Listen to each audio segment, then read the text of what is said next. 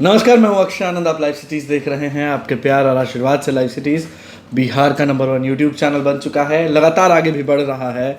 हमारी website livecities.in पर आप खबरों को विस्तार से पढ़ सकते हैं। आज बिहार की बात में हम बात करेंगे उस तैयारी की जिसमें बिहार ही नहीं बल्कि ऑल इंडिया कांग्रेस कमेटी भी लगी है। राहुल गांधी की रैली 3 फरवरी को पटना के गांधी मैदान में होने वाली है। 3 राज्यों के मुख्यमंत्री भी राहुल गांधी की कामयाबी की गवाही दे रहे होंगे। साथ ही साथ बिहार में जो महागठबंधन के बड़े नेता हैं वो भी उस मंच से नरेंद्र मोदी को घेर रहे होंगे। आज ही मदन मोहन झा ने निमंत्रण भेज दिया है तेजस्वी यादव, उपेंद्र कुशवाहा, सरफमल्ला मुकेश सहनी, शरद यादव और जीतन राम मांझी को, जो तमाम पार्टियां महागठबंधन के साथ हैं। मंच पर ये सारे चेहरे नजर आएंगे। राहुल गांधी भी होंगे। 3 राज्यों में विजय तिलक लगवाने के बाद अब पटना की धरती पर कदम रखने वाले हैं। कांग्रेस से बिहार का एक बेहतरीन इतिहास जुड़ा है, महत्वपूर्ण इतिहास जुड़ा है। कभी कांग्रेस के तख्ता पलट करने में पटना का गांधी मैदान इतिहास को दर्ज करता है, तो कभी इंदिरा गांधी का बिहार आना उन्हें फिर से पीएम पद पर बिठाता है। आज इन्हीं तमाम चीज़ों पर हम बिहार की बात करेंगे।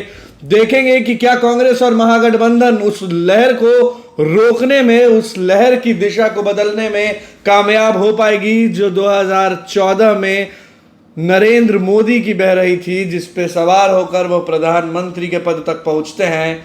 क्या वो लहर ठंडी पड़ जाएगी? क्या उसे कांग्रेस रोक पाएगी? क्योंकि इस 3 फरवरी को होने वाली रैली का जवाब देने के लिए एनडीए भी तैयार है और 3 मार्च को नीतीश कुमार और नरेंद्र मोदी एक मंच पर खड़े होंगे और करीब 10 साल बाद एक राजनीतिक मंच कुछ इस तरह सजा होगा कि जो कभी रिश्ता तोड़ कर गए थे वो अब हाथ थामे एक बार फिर साथ दिखेंगे। आप बने रहे लाइव सिटीज के साथ। बिहार की बात में आज कांग्रेस के हालात और क्यों राम भरोसे राहुल दिख रहे हैं। राम भरोसे राहुल हम ऐसा इसलिए कह रहे हैं क्योंकि जो सारे दाव पेच कांग्रेस अब तक नहीं लगा रही थी वो अब लगने लगे हैं। पार्टी का जो शीर्ष नेतृत्व है वो खून पसीना एक किए है कि कैसे पटना के गांधी मैदान को भर दिया जाए। मदन मोहन झा, अखिलेश प्रसाद सिंह, कौकब कादरी और जो तमाम बड़े नेता हैं, पार्टी के सभी पदाधिकारी और कार्यकर्ता जोर शोर से लगे हैं इस जुगत में कि राहुल गांधी की रैली को कैसे सफल बनाया जाए। अब तो महागठबंधन को भी इन्विटेशन मिल गया है और खबरों के बाजार में यह बात भी गर्म थी कि शायद इसीलिए 3 फरवरी से पहले सीटों का ऐलान नहीं हो रहा। अब उस राह जिस पर भाजपा चलती थी, जिस बात को भाजपा ने अपने मैनिफेस्टो में रखा था, उसको काउंटर करती कांग्रेस नजर आती है। एक दौर वो भी था जब यह विडंबना बनी कि कांग्रेस मुस्लिमों के पक्ष में ज्यादा काम करती है, हिंदुओं में कम। अब जब 3 राज्यों में चुनाव हो रहे थे तो जो मुद्दे चल रहे थे वो तो आपने देखे, जनेऊ, गोत्र, धर्म, मंदिर, इन तरह की चीजों पर ज्यादा फोकस किया जा रहा था। मगर कांग्रेस भी इसमें पीछे नहीं रही, पहुंच गई, हर मंदिर पर दर्शन किया, शिवलिंग पर जल चढ़ाया, मानसरोवर की यात्रा पर भी गए राहुल गांधी। तो भाजपा को भाजपा की तरह से काउंटर करने का तरीका कांग्रेस सीखने लगी है और काउंटर कर भी रही है। जिस तरह से 3 हिंदी भाषी राज्यों में कांग्रेस का प्रदर्शन बढ़िया रहा, उससे यह पता लग गया है कि कांग्रेस भी अब इन तरीकों को काउंटर करती है। राहुल गांधी के राष्ट्रीय अध्यक्ष बनने के बाद से उनके काबिलियत पर शक करने वालों को भी जवाब मिला। हालांकि फाइनल फैसला और महाफैसला तो 2019 के ही रण में होगा, मगर उससे पहले आगे बढ़ते हुए, बेहतर होते हुए राहुल गांधी भी नजर आते हैं, कांग्रेस भी मजबूत होती नजर आती है। आज कांग्रेस प्रदेश कार्यालय पर एक ऐसी तस्वीर दिखी जिसमें राहुल गांधी को श्री राम के रूप में दिखाया गया था। उस पर लिखा था कि वो बस नाम जपते हैं, आप राम बन के आए। तो जिधर दूसरी तरफ राम के नाम पर राजनीति होती है, उस पर अब कांग्रेस भी पीछे नहीं है। पोस्टर लगाने में सोचती नहीं, और पोस्टर के हद तो कुछ इस तरह हो गए हैं कि भगवानों का जिक्र, भगवानों के पोस्टर आम हो गए हैं। कभी तेज प्रताप यादव को शिव के रूप में दिखा दिया जाता है, कभी राहुल गांधी श्री राम बन जाते हैं। बहरहाल फैसला तो जनता के हाथ में है कि विजय का मुकुट कौन पहनते हैं। कार्यकर्ता अपनी भक्ति में चाहे जैसे भी पोस्टर्स लगाएं। राम में आर फॉर आरजेडी भी है। कांग्रेस बिहार में आरजेडी के साथ है। तेजस्वी यादव कह चुके हैं कि बिहार की दोस्ती पक्की है। दोस्ती यूपी में भी है अखिलेश और माया से, मगर बिहार की दोस्ती पक्की है, उसका साथ नहीं छोड़ेंगे। तभी तो महागठबंधन के निर्माण का सपना देख रहे हैं लालू प्रसाद यादव, और महागठबंधन बनता भी नजर आ रहा है। बिहार में तो इतनी सारी पार्टियां हो गई हैं कि सीटों को लेकर हालात क्रिटिकल नजर आते हैं। कौन कॉम्प्रोमाइज करेगा? कांग्रेस और राजद पिछले बार तो खूब सीटों पर लड़ी। 2014 के चुनावों में कांग्रेस और राजद साथ थी। एक सीट दिया गया था एनसीपी को, जिस पर तारिक अनवर जीते। राजद के पास 27 सीटें थी, कांग्रेस के पास थी 12। तब 3 पार्टियां थी। तारिक अनवर अब कांग्रेस में शामिल हो चुके हैं, लेकिन पार्टियों की सूची बढ़ चुकी है। जीतन राम मांझी भी एनडीए छोड़कर आ गए महागठबंधन में। उसके बाद उपेंद्र कुशवाहा, सन ऑफ मल्लाह मुकेश सहनी, इस बीच शरद यादव ने भी अपनी पार्टी बना ली। तो पार्टियों की लिस्ट तो बड़ी है, नेताओं के कद भी बढ़िया हैं, मगर इन 40 में किसकी कितनी हिस्सेदारी, यह देखना सबसे दिलचस्प होगा। और यह भी साफ है कि राजद कांग्रेस कॉम्प्रोमाइज तो दोनों ही को करना पड़ेगा, लेकिन कांग्रेस अपने वोटर्स को भी साधने में पीछे नहीं हट रही, और 3 राज्यों में जीत के बाद तो बेहद ही ज्यादा कॉन्फिडेंट नजर आ रही है।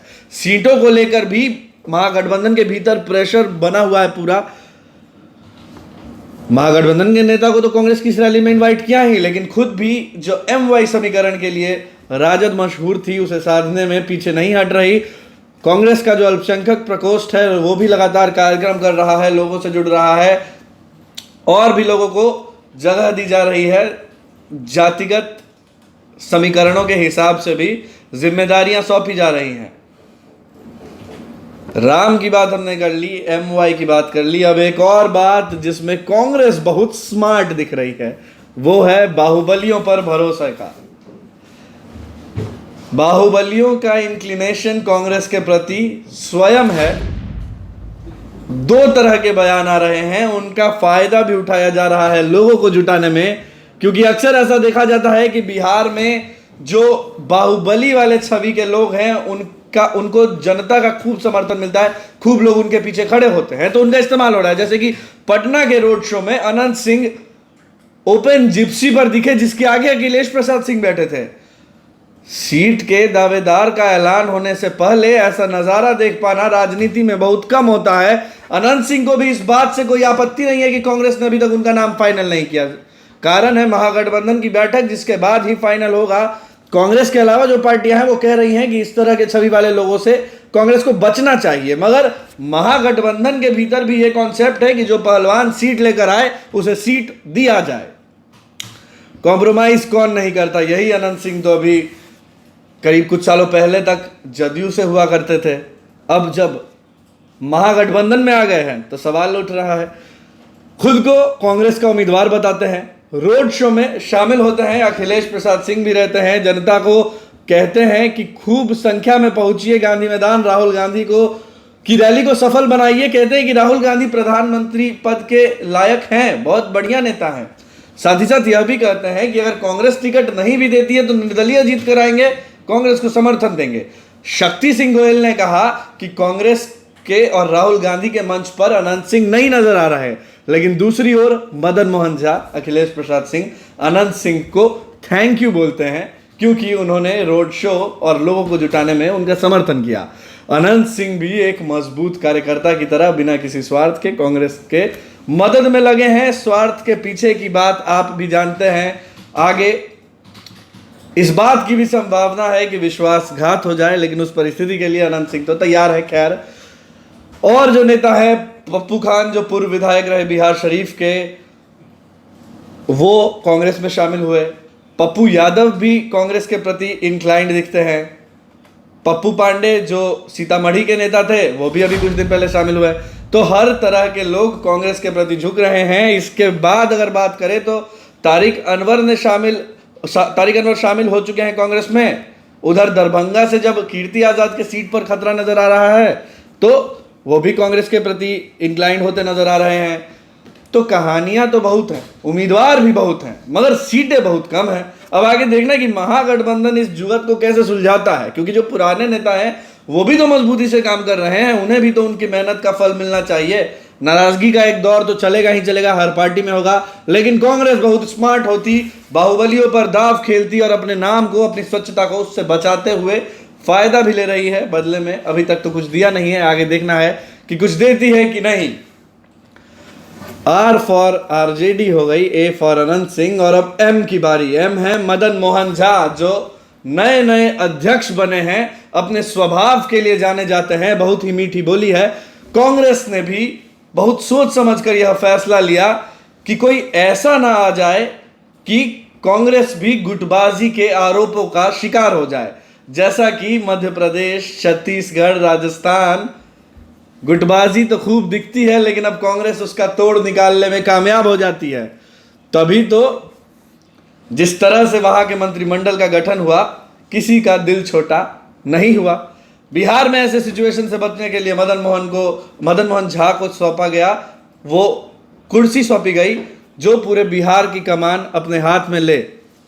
अब पार्टी का बैलेंस भी बन गया और मदन मोहन झा के स्वभाव के हर कोई कायल है, वो जानते हैं, बहुत आराम से, बहुत अच्छे से बात करते हैं, बहुत प्यार से बात करते हैं, हर किसी को समय देते हैं और यह फैक्टर काम कर रहा है। कांग्रेस एकजुट बनी है, एकत्र है। अखिलेश प्रसाद सिंह जो पहले दावेदार लगते थे, उन्हें भी एक मजबूत जिम्मेदारी सौंपी गई, चुनाव प्रचार समिति का अध्यक्ष बनाकर, और आगे अखिलेश प्रसाद सिंह भी एक मजबूत भूमिका में नजर आते हैं।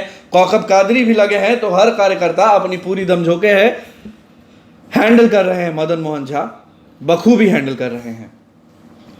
तो सारे समीकरणों को देखते हुए कांग्रेस बहुत बढ़िया से रिएक्ट कर रही है। शक्ति सिंह गोयल भी जिस स्वभाव के हैं, आए जब बिहार के प्रभारी बनकर तो पहले नेताओं को परखा, उनके जनाधारों को परखा, फिर उनसे जुड़ी बातों को परखा और बहुत परख के सोच समझकर एक ऐसे व्यक्ति को पद सौंपा जो इसे बखूबी हैंडल करे, जिसमें अहंकार ना हो कि कांग्रेस गुटबाजी का शिकार बिहार में हो। तीसरा फैक्टर, और इसीलिए हम कह रहे हैं कि कांग्रेस राम के भरोसे है। राहुल गांधी की रैली राम के भरोसे है। राम के चेहरे में राहुल गांधी की तस्वीर तो कांग्रेस कार्यकर्ताओं ने लगा दी, लेकिन उसके पीछे से जो बातें निकल कर आई वो हमने आपके सामने रखी। अब बात उस वक्त की जब राजीव गांधी पटना आए थे, यहाँ उनकी रैली हुई थी, बेहद जनसंपर्क, बेहद जनता का प्यार उन्हें मिला, और उसके बाद अब लगभग 29 साल बीत चुके हैं जब राहुल गांधी पटना आने वाले हैं, इतनी बड़ी रैली होने वाली है। बिहार इससे पहले भी सत्ता पलटने में और सत्ता में भेजने में बहुत महत्वपूर्ण भूमिका निभा चुका है। जब 77 में इमरजेंसी हटी, जयप्रकाश नारायण आंदोलन जब 75 से शुरू हुआ, तो पटना का वो ऐतिहासिक गांधी मैदान ही था। हाँ, शायद इसीलिए गांधी मैदान को ऐतिहासिक कहा जाता है, जहाँ जयप्रकाश नारायण आंदोलन की जनसभाएं होती थी, जहाँ जयप्रकाश नारायण मंच से बैठकर उन युवाओं को संबोधित करते थे, जो युवा आज देश की बड़ी बड़ी जिम्मेदारियों को अपने कंधे पर उठाए हैं। बिहार के मुख्यमंत्री लालू प्रसाद यादव, नीतीश कुमार, रविशंकर प्रसाद, सुशील कुमार मोदी, नाम अनेक है। उस आंदोलन ने इस देश को कई सारे नेता दिए। हालांकि वो नेता अब जयप्रकाश नारायण के विचारों के साथ कितना इंसाफ कर रहे हैं, यह बात चिंता की है, सोचने की है। मगर जब इंदिरा गांधी जब प्रधानमंत्री नहीं थी तो बेलछी में एक घटना के बाद लोगों से मिलने आई थी, वहाँ के महिलाओं से मिलने आई थी। बारिश इतनी तेज़ हो रही थी कि वहाँ तक पहुँचना मुश्किल हो गया। करीब 1 दिन का वक्त लगा और हाथी पर सवार होकर इंदिरा गांधी बिहार के बेलछी पहुँची, और जब यहाँ से लौटी तो प्रधानमंत्री की कुर्सी उन्हें वापस मिल गई। राहुल गांधी भी बिहार आ रहे हैं। अब आगे देखना है कि क्या बिहार की जनता उन पर भरोसा करती है या नहीं। बिहार तो नरेंद्र मोदी भी आएंगे, जो पिछले बार 9 बम फटने के बाद भी भागे नहीं, डट कर खड़े रहे। लेकिन जनता के लिए फैसला वो मुद्दा होगा, वो सुविधाएं होंगी, वो वादे होंगे जिसके आधार पर उन्होंने वोट दिया था। कार्यक्रम सरकार चलाती है, विपक्ष उसकी कमजोरियां बताती है, मगर सोचना आपको है कि आपके लिए बेहतर कौन है। इसी आधार पर मुद्दे ज़्यादा मायने रखें, राजनीतिक बयानबाजी, जुमले और धर्म की राजनीति कम रखे, एक अच्छा समाज का निर्माण हो, सुविधाएं हो और बिहार भी उसी रफ्तार से आगे बढ़े जिस रफ्तार से देश आगे बढ़ रहा है। यही कामना है। आप बने रहे लाइव सिटीज़ के साथ। आपके प्यार और आशीर्वाद से लाइव सिटीज़ भी काफ़ी आगे बढ़ रहा है। खबरों को विस्तार से पढ़ने के लिए हमारी वेबसाइट livecities.in पर जाएं। हमारे फेसबुक पेज को लाइक करें। यूट्यूब चैनल को अगर अभी तक आपने सब्सक्राइब ना किया हो, सब्सक्राइब कर ले, बेल आइकन भी दबा दें। आज बिहार की बात में बस इतना ही। फिलहाल के लिए मुझे दीजिए इजाज़त। नमस्कार।